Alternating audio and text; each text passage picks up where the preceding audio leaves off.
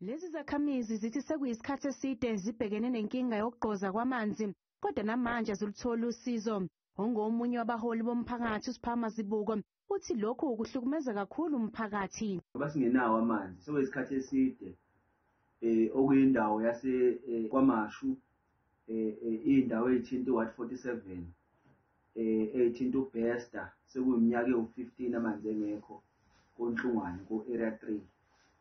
Sike silekeleleke sigijime sizame ukuthola ama-truck amanzi even kuma-private sector.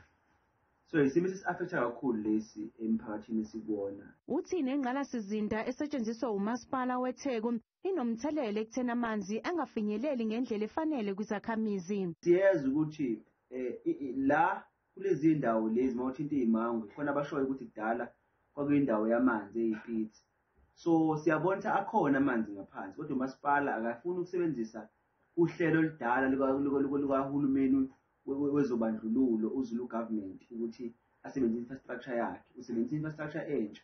So amanzi akhona ngaphansi nenkinga ukuthi uMasipala amanzi akayisebenzisi iprocess yokuthi alandele le esenza uZulu government. Kusenjalo izakhamizi ezakhele ezindaweni ezisenyakatho yeTheku zithi zizobamba imashi elibhekise kumngeni wotha kuleli sonto uma uMasipala ungaqhamuki nesisombululo ngokushesha.